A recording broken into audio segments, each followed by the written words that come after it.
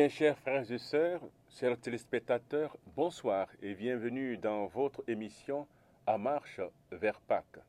Nous sommes toujours placés dans le désert, moment privilégié pour nous d'écouter la parole de Dieu.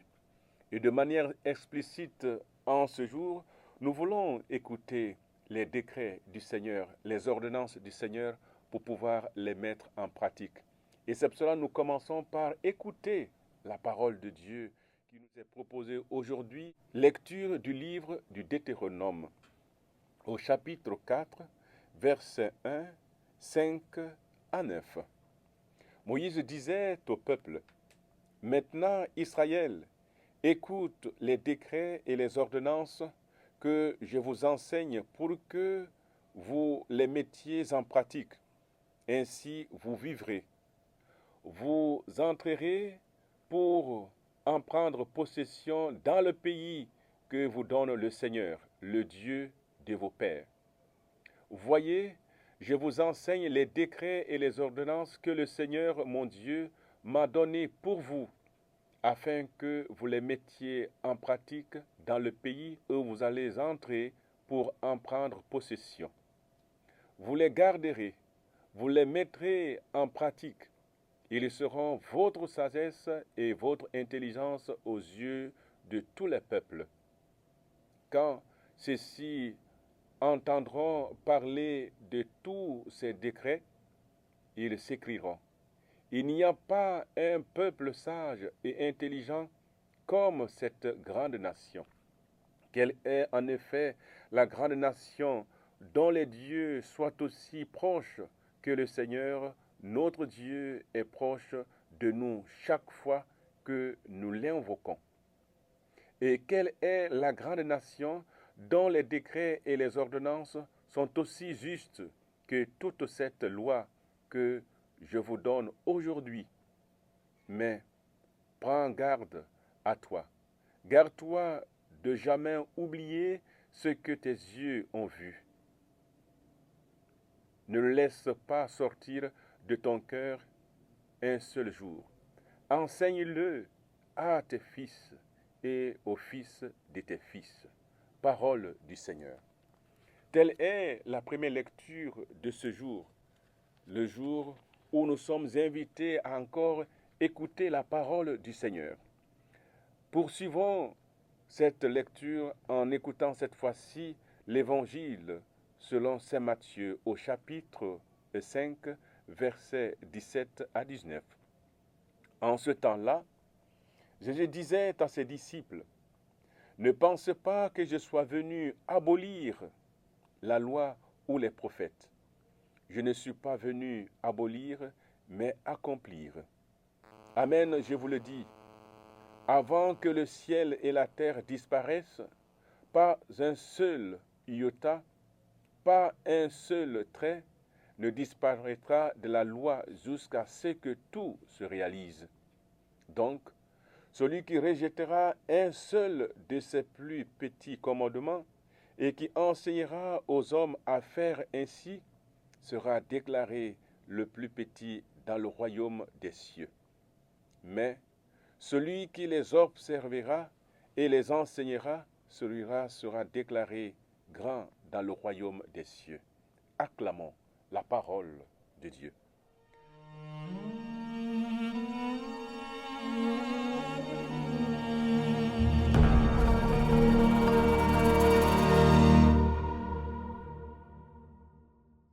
Et maintenant, je vous dis le reste des commandements de Dieu, car je vois qu'ils ne sont pas écrits dans votre cœur. Tu ne prendras point le nom de l'Éternel ton Dieu en vain. Souviens-toi du jour de repos, pour le sanctifier. Honore ton père et ta mère, afin que tes jours se prolongent dans le pays. Tu ne tueras point. Tu ne commettras point d'adultère. Tu ne déroberas point. Tu ne porteras point de faux témoignages contre ton prochain. Tu ne convoiteras point. Avez-vous enseigné à ce peuple qu'il doit s'appliquer à faire toutes ces choses pour garder ses commandements? Je vous dis que non. Car si vous l'aviez fait, le Seigneur ne m'aurait pas fait sortir et prophétiser du mal concernant ce peuple. Vous avez dit que le salut vient par la loi de Moïse. Vous devez garder pour le moment la loi de Moïse. Mais le temps viendra où il ne sera plus nécessaire de garder la loi de Moïse. Le salut ne vient pas par la loi seule. Et s'il n'y avait pas l'expiation que Dieu lui-même fera pour les péchés et les iniquités de son peuple, il devrait périr. Et Moïse ne leur a-t-il pas prophétisé que le Messie viendrait et que Dieu rachèterait son peuple? Oui, et même tous les prophètes qui ont jamais prophétisé depuis le commencement du monde. N'ont-ils pas parlé plus ou moins de ces choses?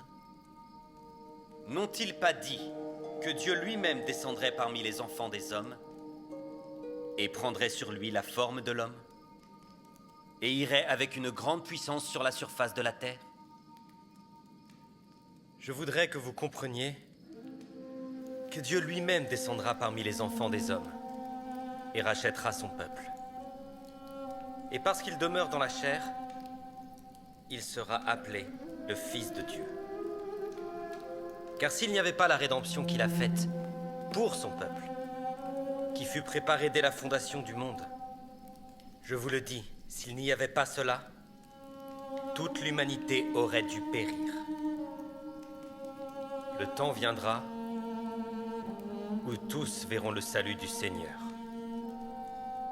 où toute nation, famille, langue et peuple verra de ses propres yeux et confessera devant Dieu que ses jugements sont justes. Et maintenant, si le Christ n'était pas venu dans le monde, il n'aurait pu y avoir de rédemption. Et si le Christ n'était pas ressuscité d'entre les morts, ou s'il n'avait pas rompu les liens de la mort, afin que la tombe n'ait pas de victoire, et que la mort n'ait pas d'aiguillon, il n'aurait pu y avoir de résurrection. Mais il y a une résurrection. C'est pourquoi la tombe n'a pas de victoire. Et l'aiguillon de la mort est englouti dans le Christ. Il est la lumière et la vie du monde. Oui, une lumière qui est sans fin, qui ne peut jamais être obscurcie. Oui, et aussi une vie qui est sans fin, de sorte qu'il ne peut plus y avoir de mort. Même ce corps mortel revêtira l'immortalité, et cette corruption revêtira l'incorruptibilité, et comparaîtra devant la barre de Dieu, pour être jugé par lui selon ses œuvres, qu'elles soient bonnes ou qu'elles soient mauvaises. Et si elles sont bonnes, pour la résurrection de la vie et du bonheur sans fin. Et si elles sont mauvaises, pour la résurrection de la damnation sans fin. Et maintenant, ne devriez-vous pas trembler et vous repentir de vos péchés? Et vous souvenir que ce n'est que dans le Christ et par son intermédiaire que vous pouvez être sauvés? C'est pourquoi, si vous enseignez la loi de Moïse, enseignez aussi quel est une nombre des choses qui sont à venir. Que la rédemption vient par le Christ, le Seigneur, qui est le Père éternel même.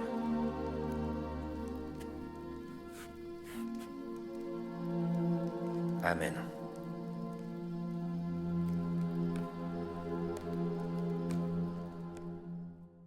Oui, frères et sœurs, nous sommes placés au désert à la suite du Seigneur. Et c'est le moment propice pour nous, comme nous ne cessions de le dire, d'écouter la parole de Dieu, de méditer la parole de Dieu pendant ce temps. Et aujourd'hui, il s'agit de revisiter ces 10 commandements que nous avons reçus à la catéchèse et qui restent pour nous des guides, pas seulement pour les catéchumènes, pas seulement pour ceux et pour les enfants. Les 10 commandements demeurent pour nous. Et ces 10 commandements ont été résumés par le Christ en deux, l'amour de Dieu et l'amour du prochain. Les 10 commandements seraient ainsi résumés. Et aujourd'hui, de manière spéciale, nous pouvons dire qu'il y a le législateur qui est là, Moïse, et qui donne les lois et les ordonnances à son peuple pour vivre. Car une société, une nation, un peuple ne peut pas vivre sans loi. Sinon, ça devient de la dépendance. On sort quand on veut, on rentre quand on veut, on fait ce qu'on veut. Comme on peut le constater, on conduit comme on le veut s'il n'y a pas de loi, s'il n'y a pas de règles, s'il n'y a pas de permis de conduite, s'il n'y a pas encore des exigences, si les policiers ne sont pas là. Imaginez comment une nation pourrait donc se comporter. Moïse est là aujourd'hui pour rappeler cela et il enseigne. Il enseigne au nom du Seigneur. On est là pour pouvoir donc communiquer cette parole de Dieu. Et ce qui est important ici, c'est d'abord commencer par écouter les décrets et les ordonnances. Imaginez quand on n'écoute pas une loi, quand on n'écoute pas une ordonnance, on fait ce qu'on veut. Et en ce moment, c'est la pagaille, on peut dire ainsi. Et aujourd'hui, la première des choses, c'est d'apprendre à écouter, comme le Seigneur ne cesse de le dire, Shema Israël, écoute Israël. Quand on écoute, on découvre de nouvelles choses. Quand on n'écoute pas, on continue à faire comme on a toujours l'habitude de le faire et en ce moment, on demeure dans l'erreur. Aujourd'hui, la première des choses que nous devons donc demander au Seigneur, c'est de donnez-nous les oreilles et des cœurs qui savent écouter. Seigneur, donne-nous des oreilles et des cœurs qui savent écouter. Telle est la prière que nous pouvons formuler aujourd'hui, car le Seigneur, à travers Moïse, le dit aujourd'hui. Maintenant, Israël écoute les décrets et les ordonnances.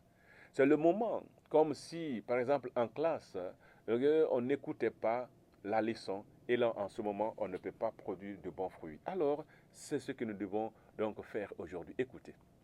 Deuxièmement, c'est chercher à mettre en application les ordonnances et les décrets, écouter. C'est là aussi le deuxième moment, et vivre en paix. Car c'est cela, si on n'écoute pas, on meurt. Moïse revient sur ce fait-là. Moïse dit aujourd'hui, voyez, je vous enseigne les décrets et les ordonnances que le Seigneur mon Dieu m'a donnés pour vous, afin que vous les mettiez en pratique dans le pays où vous allez entrer pour en prendre possession. Moïse est là comme l'intermédiaire qui communique les lois du Seigneur, mettre en application ces lois. Et en plus de cela, en appliquant ces lois-là, on découvre en ce moment la sagesse et l'intelligence non seulement de ces décrets, mais aussi du peuple. Et Moïse revient sur ce fait, la sagesse et l'intelligence aux yeux de tous. Quand on ne suit pas la loi, quand on n'a pas de loi, on devient en ce moment-là comme si c'était des fous, on peut dire, des hommes et des femmes qui n'ont pas de repères. Mais la sagesse est là, l'intelligence est là pour pouvoir donc les interpréter aujourd'hui. Quelle est en effet la grande nation? Une nation se reconnaît par cette dimension, la capacité de se donner des lois qui favorisent le développement, les lois qui favorisent la paix, les lois qui favorisent la justice. Et en cela, on devient considéré, on est considéré devant les autres nations et on nous respecte en cela. Moïse nous fait comprendre aujourd'hui quelle est cette grande nation. Et c'est en cela qu'on peut reconnaître en même temps Dieu, l'agir de Dieu dans la vie du peuple. Et c'est pour cela qu'on dit aujourd'hui, garde-toi de ne jamais oublier ce que tes yeux ont vu. Ne le laisse pas sortir de ton cœur un seul jour. Enseigne-le à tes fils et aux fils de tes fils. Une loi a donc de l'importance pour une nation quand elle est encore enseignée à des fils. Et n'est pas seulement faire des lois et mettre dans les tiroirs, dans les armoires. Une loi doit être enseignée. Nous sommes dans cette situation aujourd'hui, frères et sœurs bien-aimés, chers téléspectateurs, vous qui nous suivez maintenant, où on est appelé aujourd'hui à réécrire la nouvelle constitution. D'abord, on doit écouter cette nouvelle constitution, on doit connaître cette nouvelle constitution, on doit l'enseigner, faire comprendre pour pouvoir donc mieux vivre. Voyez-vous que, frères et sœurs bien-aimés, que la première lecture nous place sur ce chemin, qu'il faut qu'il y ait des hommes et des femmes, certainement, qui font la loi, mais qui enseignent aussi cette loi-là, pour que nous puissions mieux donc l'appliquer dans le milieu où nous sommes, ces décrets du Seigneur.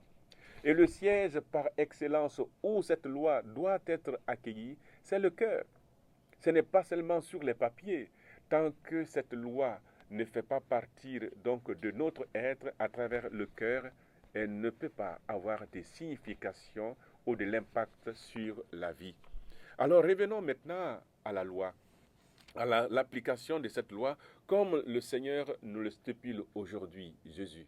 Après avoir donc écouté Moïse qui donne le contenu et sa préoccupation d'enseigner la loi, nous voyons un autre maître maintenant. Ce n'est plus Moïse, mais c'est bien Jésus qui vient donner une autre signification de cette loi. Il dit tout simplement aujourd'hui qu'il n'est pas venu pour abolir cette loi, mais donner un sens nouveau, un accomplissement. Ne pensez pas que je sois venu abolir la loi ou les prophètes. Voyez-vous que nous avons célébré le deuxième dimanche la transfiguration du Seigneur sur le mont Tabor. Cette transfiguration, on nous présentait ici Moïse ainsi qu'Élie, qui étaient là à côté, et on dit ils s'entretenaient. Que c'est beau! Et dans ce texte-là que nous venons d'écouter, nous voyons cela, que la loi est représentée ici par Moïse et les prophètes par Élie. Et aujourd'hui, Jésus le dit, il n'est pas venu détruire ce que Moïse a enseigné, on peut dire ainsi. Il n'est pas venu abolir ce que le prophète aussi a proclamé. Alors nous retrouvons ici la liberté que le Christ voudrait nous poser. Est-ce que Jésus vient en ce moment-là pour détruire ce qui existe, ce que nous sommes en train de vivre? Le Christ n'est pas venu abolir la loi, mais apporter sa grâce. Voyez-vous que Jésus n'est pas venu supprimer les Juifs, on peut dire ainsi, dans notre manière, dans notre histoire de vivre. Nous sommes chrétiens aujourd'hui à la suite de ce que la loi, donc de ce que le peuple a vécu autrefois. Nous sommes appelés à être frères et sœurs. Déjà, nous pouvons voir que le Christ, il n'est pas venu abolir, il est venu pour donner un sens nouveau. Il est venu pour donner une ouverture à cette loi-là qui existait déjà avec le peuple juif. En apportant ici une signification profonde de la loi de Moïse, le Christ a indiqué l'esprit avec lequel il faut la respecter, cette loi. Il s'agit, frères et sœurs bien-aimés, avant tout de l'accueillir dans son cœur et d'abandonner un style de vie fait de promesses non tenues. Le Christ aborde le sujet de l'accomplissement de la loi. Il invite à adopter une approche juste des commandements donnés à Moïse, c'est-à-dire à les vivre comme un instrument de liberté, permettant de ne pas être esclave des passions et du péché. Le Christ n'est pas venu abolir ses prescriptions, mais apporter sa grâce spéciale pour les vivre en toute liberté. Jésus encourage donc à passer d'une observance formelle de la loi à une observance substantielle avec la volonté de l'accueillir avant tout dans son cœur. C'est pour cela qu'on nous dit, déchirez vos cœurs et non pas vos vêtements pendant ce temps de carême. Et voyez-vous que Jésus, en disant qu'il n'est pas venu abolir, il cherche en ce moment-là à accomplir ses lois. Et c'est pour ça les 10 commandements que nous enseignons pendant la catéchèse aux enfants ou bien à toute personne qui s'approche des sacrements du baptême, Jésus cherche à les résumer en ce moment en 2. De 10, on revient à 2. Et quand nous voyons ces 10 commandements, il s'agit de cela, l'amour de Dieu et l'amour du prochain. Et il faut mettre en exergue ici la liberté que nous devons avoir par rapport à l'application même de la loi. Et la liberté du Christ telle qu'elle apparaît dans les évangiles, déplace certaines valeurs de son temps. L'humain d'abord, la loi ensuite, la relation d'abord, la famille ensuite. Elle nous invite à sortir d'une conception étriquée de l'identité chrétienne. Ça veut dire ainsi. C'est en effet par l'acte de la croix que Jésus a définitivement accompli la loi. Il a amené la loi à la perfection. En effet, la raison de sa venue sur terre était d'accomplir tout ce que les prophètes ont enseigné, ont annoncé sur le Messie et sur le salut. L'esprit de la loi a été inspiré par Dieu. Comme Moïse venait de nous le dire tout à l'heure dans la première lecture, ce que j'ai reçu du Seigneur, je vous l'enseigne pour que vous viviez, pour que vous puissiez la mettre en pratique. Et l'esprit de la loi a été donc inspiré par Dieu. Donc, elle ne peut pas être abolie, mais peut se voir ponctuée d'un point. Par exemple, ce n'est pas parce que Jésus a fait de l'Église l'héritière de la nouvelle Jérusalem qu'Israël n'est plus la nation bien-aimée de Dieu, ou que les promesses qui lui ont été donc faites sont annulées ou abolies. Non, pas du tout. Mais si la loi n'avait pas été accomplie, ni vous, chers téléspectateurs, ni moi ne serions aujourd'hui chrétiens. Parce que la loi ne concerne d'abord que les Juifs, puisqu'elle faisait partie de leur identité nationale.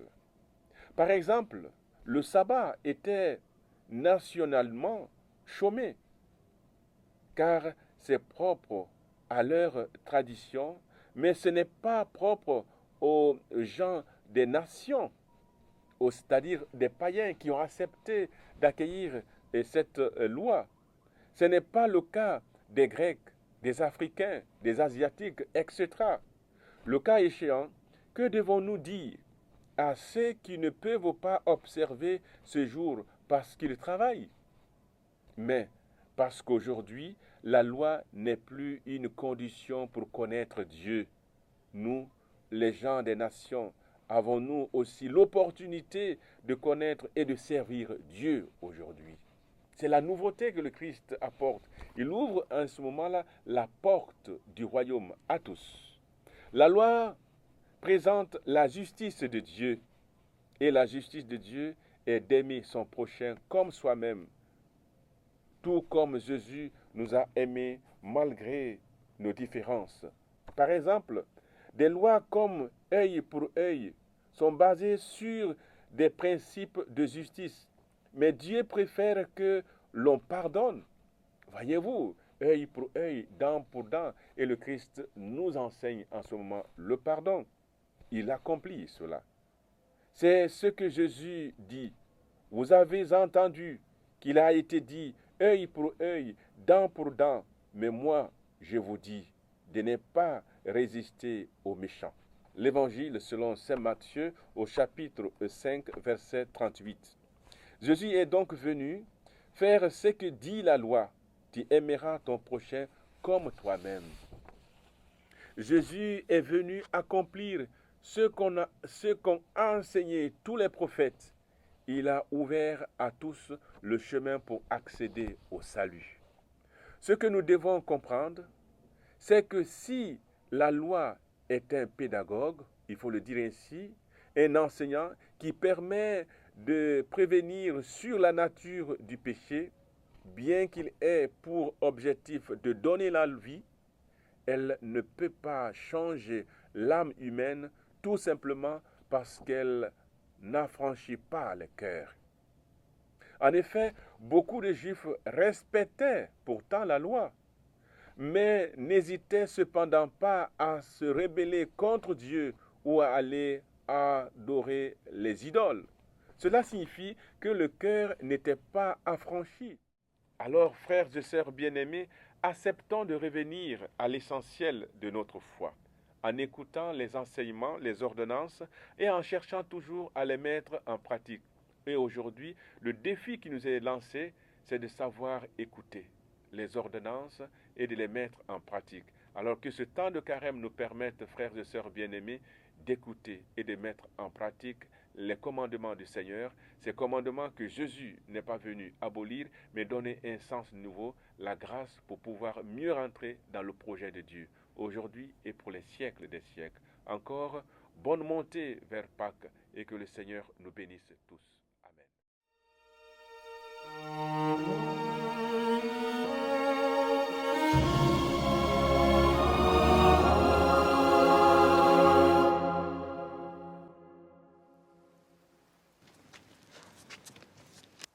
Je vous donne le commandement de faire ces choses. Et si vous faites toujours ces choses, vous êtes bénis, car vous êtes bâtis sur mon roc. Vous devez toujours veiller à prier, de peur d'être tentés par le diable et d'être emmenés captifs par lui. De même, vous prierez dans mon église, parmi mon peuple qui se repent et est baptisé en mon nom. Voici, je suis la lumière, et je vous ai donné l'exemple. Vous devez toujours veiller et prier, de peur d'entrer en tentation. Car Satan désire vous avoir, afin de vous passer au crible, comme le blé. Priez le Père dans vos familles, toujours en mon nom, afin que vos épouses et vos enfants soient bénis. Et voici, vous vous réunirez souvent. Et vous n'interdirez à personne de venir à vous lorsque vous vous réunirez, mais vous souffrirez qu'ils viennent à vous et ne leur interdirez pas.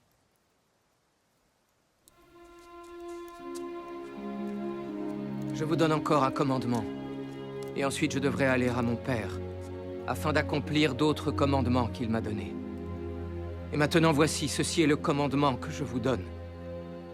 Que vous ne permettrez sciemment à personne de prendre ma chair et mon sang indignement lorsque vous les bénirez. Néanmoins, vous ne le chasserez pas de parmi vous, mais vous le servirez, et prierez le Père pour lui en mon nom. Car vous ne savez pas s'il ne reviendra pas et ne se repentira pas, et ne viendra pas à moi d'un cœur pleinement résolu. Et je le guérirai. Et vous serez le moyen qui lui apportera le salut. Je vous donne ces commandements à cause des controverses qui se sont produites parmi vous. Et béni êtes-vous si vous n'avez pas de controverses parmi vous.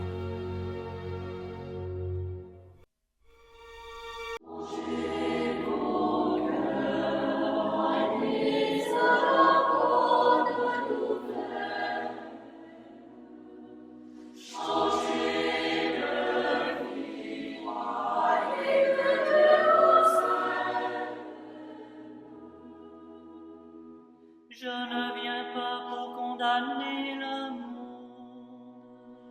Je